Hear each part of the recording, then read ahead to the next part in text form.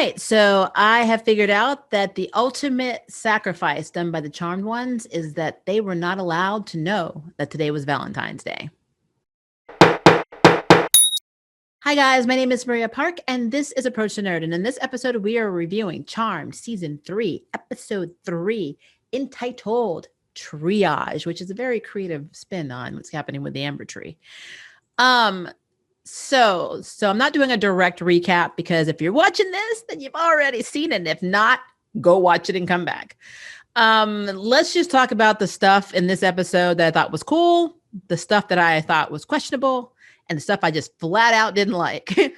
Because this was the tie-in, or basically the episode that ends season 2. So now we're in season 3 starting next week.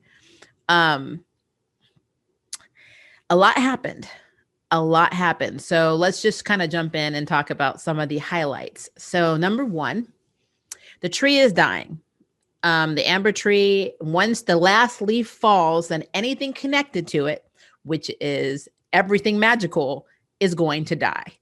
They get like this ominous message again from the guardian of the tree. And she says, you girls are going to have to find the ultimate power and make the ultimate sacrifice. So of course they're trying to figure out what the ultimate power is. And she's like, ask your sister.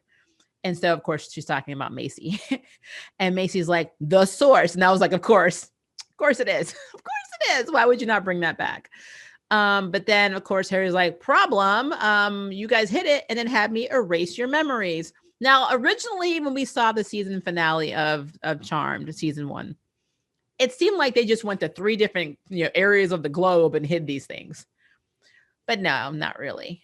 I think Macy actually goes geographically the farthest, and Mel goes, in time, because she was a time witch at the time. So she was able to hide it through time in 2070. So basically, they figure out where all of the pieces of the necklace for the source, are, by recruiting Abby. So Jordan went to go give her delivery that she asked for, which is the little pouch with the mysterious whatever in it, which if you saw the trailer, was that little googly head thing, little wooden, weird looking thing. But he also hands her a letter. And I'll get to that in a second. But she's coughing all the black ash. So she's already like dying like all the other magical creatures. It's just taking longer to hit the charm ones. And of course, when Macy's like, well, we need to figure out where everything is, Mel comes up with the idea to, of course, go to Abby, because they always go to Abby when they need something. And I love it. It's Mel that actually says it, because again, I'm still pro, Mel and Abby. But so of course, they're all like, well, of course, Harry's got concerns. He's like, do you really want to trust her with the location of, the source of all evil, basically? And they don't really have a choice. And I keep thinking back to Jimmy, and I'm like, you guys don't really make really good choices, but I let it go. So they go get Abby, and Harry kind of guilts her by saying, because she says, I'm not really feeling great. I'm not really in the mood to have, to give handouts today. I'm dying, and when I use this ability, it takes a great deal of energy and life force. And he's like, well, all of the magic world is dying and everyone's going to die, including you. And I'm like, I hate how everybody treats Abby, because I think that Abby does the things that she does because of how she's treated. I'm going to have a whole little rant about that, near the end of this review. So anyway, so long story short, Abby does help them get their memories. So in the trailer that we saw, when she's holding their heads, that's what she's doing. She's unblocking the memory that Harry erased, which I wonder why Harry can't unerase it. I really need to go back to OG Charm and see if Leo had the ability to unblock, memories that he took, because that seems like something a White Lighter should be able to do. But I'm just nitpicking now. New showrunners, new writers, they make up their own rules. And of course, new series. But she's able to give them clues. So we see that Maggie has a clue about Hilltown, their former, home, and Kappa, her former sorority. So she takes Jordan, and then they go there. Mel has a vision of going to Evergreen Cemetery where their mother is buried, but unfortunately it's the year 2070. So they actually have Celeste, they contact Elder Celeste, And she offers her timepiece, the same watch that keeps her young, to be modified to send her forward in time, which I didn't know it did that, but that's pretty cool, you know. But only, unfortunately, she only has 15 minutes. So she needs to bring a timekeeper. So of course, you know, Elder Celeste is like, you need to bring someone who's uncaring and unemotional or unfeeling. And of course, Mel looks at Abby and I'm like, see, this is the problem. This is really messed up. But yeah, so Abby's like, well, it's better than sitting here dying. So she goes and, you know, they go to the cemetery to find where she hid the piece of her necklace, which I'll get back to these in a minute. And then Macy ends up sending hers to Desolation Island because she said it was the furthest mathematically and logistically she could get from Hilltown, which, yeah, nerd, I love it. And then one of the most isolated places on Earth. So they know where the three pieces are. So they all go in their separate directions because, you know, that's what happens in this show, to go find their individual necklace pieces. So Jordan ends up going with Maggie. Mel is with Abby when she's trying to decipher where to go. And then, of course, Hasty go together. So how Macy actually figures out where her Desolation Island, you know, piece is funny because the vision she got in her head was of sandals. And I love what Macy said. I don't like the beach. I don't like sand. I mean, I don't know why I would do this, you know. I thought that was really funny. But I love we got to see her levitate her bed. We got some telekinesis, man. It's the last magic we see them individually do of season 2, because this is technically the end of season 2.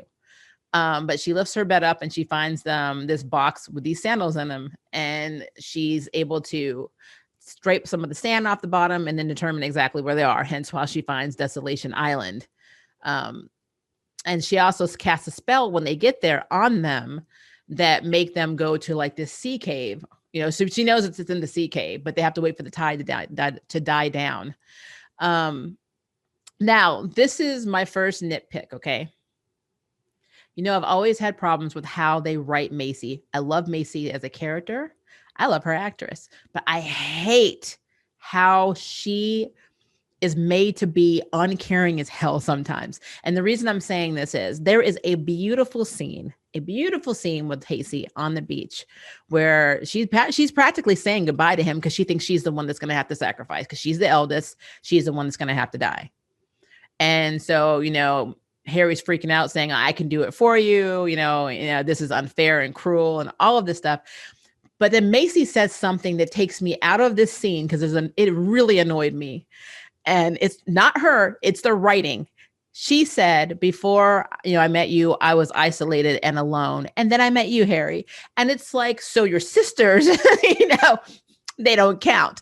Like the destruction of the sisterhood started way before any of this stuff happened because they are still trying to find it. And it irritates the living crap out of me. Case in point, later on, I'm going to have a second part to this exact nitpick because I'll tell you why it's hard for me to suspend my disbelief in this series when this keeps happening. So I'll get to that in a minute, but that is the first nitpick that I have. Besides the thing with Abby, which I'm going to expand on that too. All right. So, you know, a really pretty scene. Well, we're going to cut over to Mel and Abby in the year 2070. She finds her mother's grave. She's able to cast a spell, and sure enough, her piece of the necklace is on her mother's tombstone. But right next to it, Abby finds her grave, which is dated for February 14th, 2021. And they still don't get that it's Valentine's Day, which I know is the end of all magic in the world, but come on. I love the fact that this aired today too, because it's the same date that's in the series. So it's almost like we're watching it live, you know, it's really cool, but you know, they weren't allowed to know it was Valentine's Day. So disclaimer, happy Valentine's Day, guys. But yeah, so Mel, she sees her grave. So she realizes that she's actually the one that's going to die. I don't know why she's singled out, but she's the one that's supposed to die. Interestingly, we saw Ruby as an elderly woman with a young girl who I think is her granddaughter. I can't remember, but they're walking over to the grave and she's like, you know, paying tribute to it. And she tells her granddaughter, we always have to honor the witches that basically sacrificed for us today, which I thought was really cool. You know, it's a very, very cool scene. I love how Abby's like, I've seen that woman. Who is she? And then Mel says, a friend. And I'm like, I so want Mel and Abby together, guys. You just don't know. You do not know how much I do. I love their chemistry, their banter. I just do. And if I'm alone in that, come at me. I don't care. I love them. Um, but yeah, so as they're getting ready to leave, because they have 3 minutes left, Abby's like, Mel, you could stay here and live out the rest of your days. And, Mel's like, no, I can't do that. I'd rather it was me than the two of them. And so, Abby's like, they're, really lucky to have you. And Mel's like, I'm lucky to have them. And then Abby says, yeah, you are. So this is a clue to what's going to happen later when I start talking about the rest of, Abby's sister's letter, which we'll get to in a second. So, all right. So let's hop over to Jordan and to Maggie. So they go to Hilltown, to the Kappa house. And they're looking they're trying to figure out where exactly, Maggie would have hid this. Well, she's looking through like a bookcase, but before they go in, she tries to glamour them and they can't, the magic's not working because all screwed up because, magic is dying. So she can't use the glamour, which I thought was interesting because at the same time, Macy did cast a spell on the sandals to make them walk to go find something. So I'm like, I guess magic's just sporadically working. I don't know. It's weird that like the glamour, which is more like a potion, didn't work. It's something that's already made versus, the spell that she cast. But yeah, whatever. It's fine. But so so they try to get in first. The glamour doesn't work. So Maggie says to Jordan, how much money do you have? And I thought this was so realistic because I've been saying since the beginning of season 2, they don't have social security cards. I don't know how they have jobs. They have no money. I don't know how they're living. So her asking Jordan for money was actually really funny to go buy costumes to try and sneak in because it's a costume party. So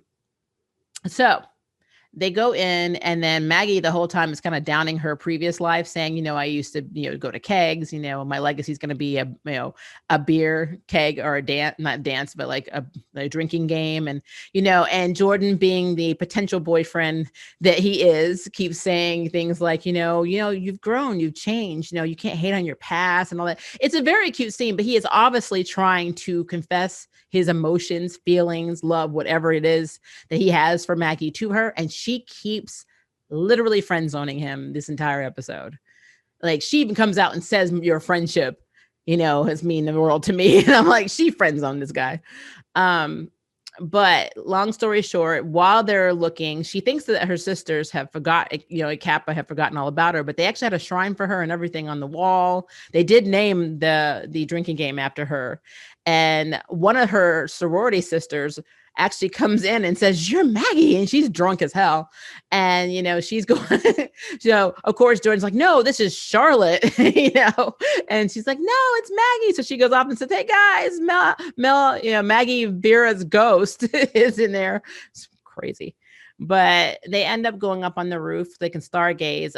Right after Jordan and her have like another moment, and he's trying to confess all these feelings, and she starts talking about astronomy and how her dad and her used to do it, and how he told her that as long as they're under the same stars, they'll never be far apart. And then she talks about one of her favorite stars or constellations is called the jewelry box, and it actually has another name, which is Kappa Coriolis or something like that. And, she's like, oh my God, we're at the wrong Kappa. So then she figures out that it's actually her jewelry box at her house. And that so in the past, she didn't have a secret compartment, but she did a spell to hide it inside the jewelry box. So then she finds her piece. So everybody has their pieces now.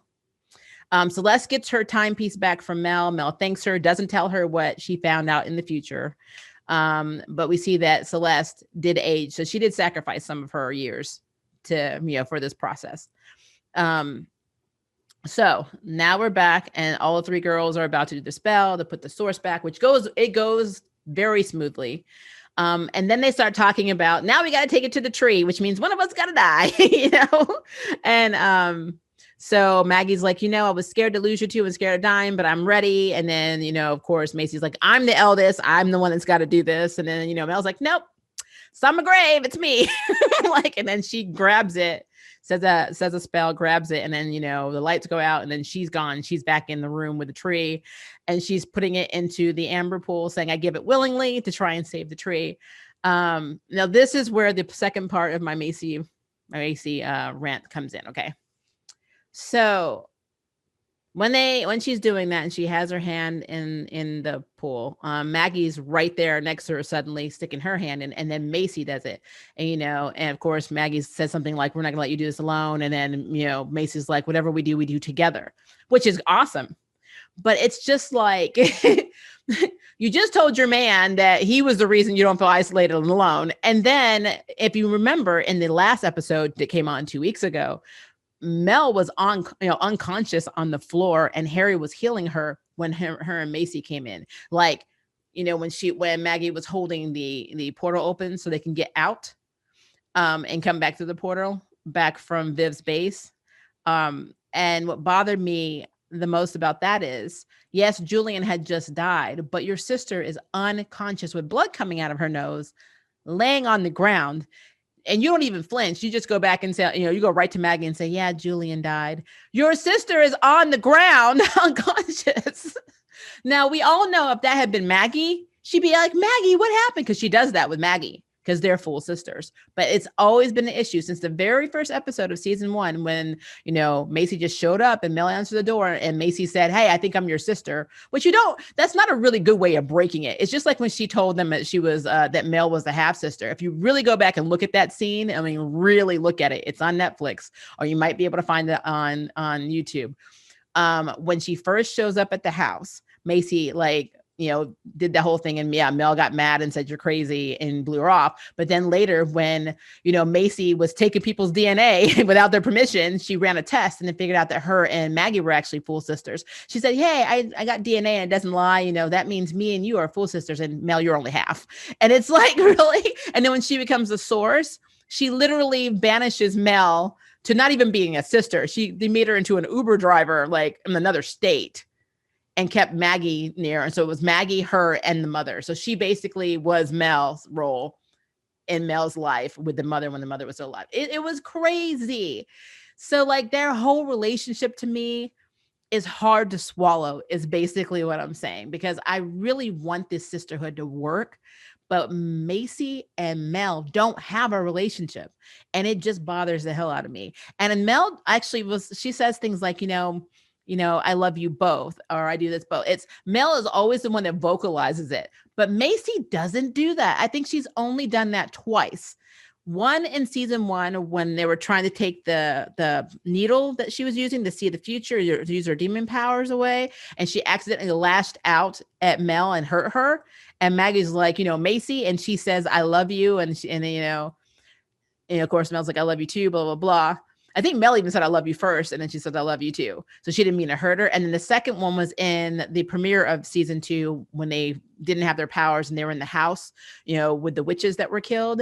And one of the demons was about to set Mel on fire. And of course, Macy uses her demon fire at the time to say, let go of my sister. That is literally the only times I can remember them actually having that type of connection. I think they had a little pep talk over baking and being, cool and all that. But Macy has even said she felt like an outsider. So that whole situation, I mean, your sister basically is sacrificing herself so you don't have to, and the other one doesn't have to. And it was just it's so unbelievable for me because of how they write Macy in regards to Mel specifically, for me to believe that they are legit sisters and they give a crap about each other.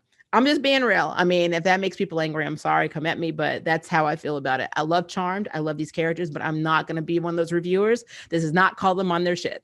And that bothers me. So that is my rant. Sorry it had to happen, but it is what it is. So anyway, long story short, though, they are able to bring back magic. Mel doesn't die. It looks like she's going to die. It looks like there's black veins going up her face or whatever. It looks like she's going to die. But Macy stumbles out, then Maggie, and then Harry's like, where's Mel? And then Mel comes out and she's like, we did it. So they didn't die. And then Macy said, oh, well, I guess that, they really wanted to see the destruction of the sisterhood was actually just to see if we were willing to die for each other. But then they try to touch each other, including Harry, and all of them can't. They can't touch each other at all. They go toward each other and nothing. So it's a big, electrical freaking, it's the worst static shock in physical form you could see. They cannot touch each other at all. So they got some X-Men Rogue stuff going on. And I believe the next episode, episode 4, is called "You Can't Touch This." So I have a feeling it's going to be a big issue. So I am very curious next if they tell us exactly what's going on. Because the destruction of the sisterhood, for me, sisterhood means your relationship, and I kind of feel like if you can't touch each other, it means your relationship, maybe their relationship is going to be taken away. Like they're going to start to not give a crap, which really for Maisie and Mel won't be a big change, but with the rest of with Maggie, that will be an issue. So I'm really curious to see how that plays out, because the next week's trailer looks really good, and we finally see Maggie with curly hair. So okay, so now back to another thing. This is my I guess third or fourth nitpick. I've lost count now. Jimmy. So, Jimmy was in London. He was working in a florist shop since he's a great guy. Yeah. Well, when the tree, basically the tree starts dying, he basically, his dark nature is able to break this mind virus, and he remembers who he is. And he ends up killing his boss. I mean, it's implied that he kills his boss. This is where it gets a little weird. So after everything we went through, finding out the origin of Jimmy, him kidnapping Macy, him trying to kill Harry, basically trying to search and find him, and goes all the back and forth, all the battles, all the sneakiness, him working for Vivian, and it's just all of this we went through has all led up to a 20-second fight with swords where Harry ends up killing him. And I'm not going to say there's no repercussions. There could be. There really could be. Something could actually happen later on in season 3, because basically he killed his dark side. He killed part of himself. So it's got to do something. But it's just like, it was so fast. And Jimmy came in the command center, and of course Harry's like, "How'd you get in here?" And he's like, "It's the death of all magic, it's not concealed anymore. So I guess anybody could have walked in."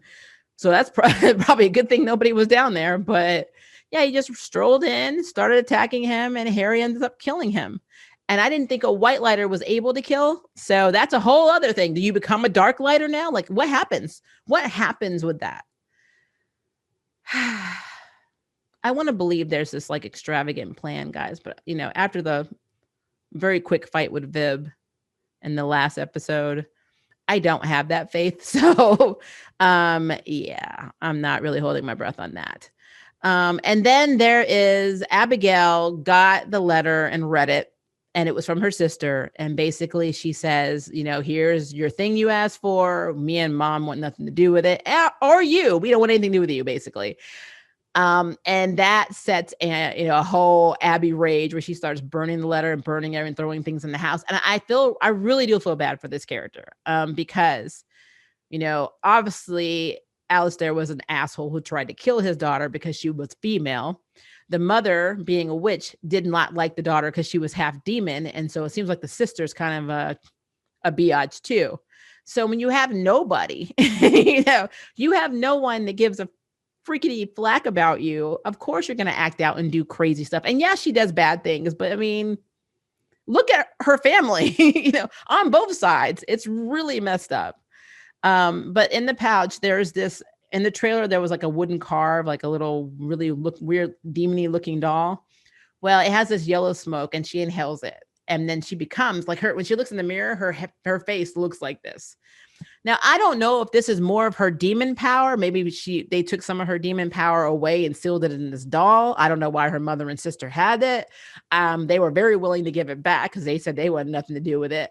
I really want to know the history of this, and I'm sure we're going to get it. But my last nitpick: you killed off Jimmy, who could have taken that mind virus and becoming like a very big obstacle, because he would have been OP, meaning he would even get the charm ones to believe that, he was a good guy and they wouldn't fight him and he'd do whatever he wants.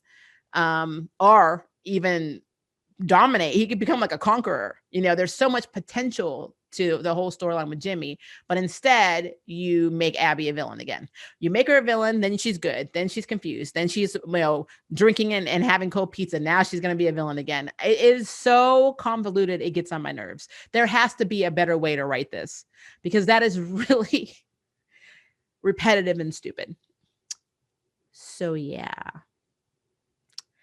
I know it seems like I hated this episode. It's not that. It's just that as a reviewer, I feel like it is my duty to give my personal and honest opinion when I don't like aspects of an episode. And these are the things that get on my nerves. And I can't be that person who's like, this was awesome. And oh, this was awesome. And everything about it. And it poops rainbows. No, I can't do that. So it really irritates me when it is sloppy writing. And that's kind of what I feel is happening. And I know that they were just trying to hurry up and close out season 2 because they were trying to get to season 3, but I really think there's a better way of doing that. So yeah, not happy with a lot of the choices made in this episode. But yeah, that's how I'm feeling.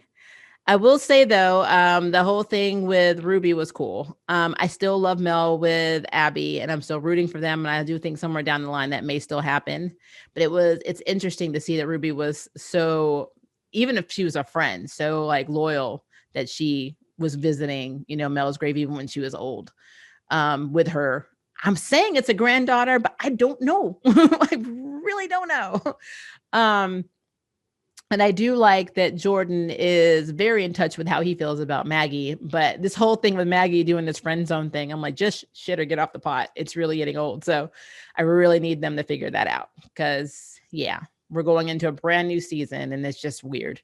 And then the whole thing with Hasty. So like the Hasty scenes I have no problem with them.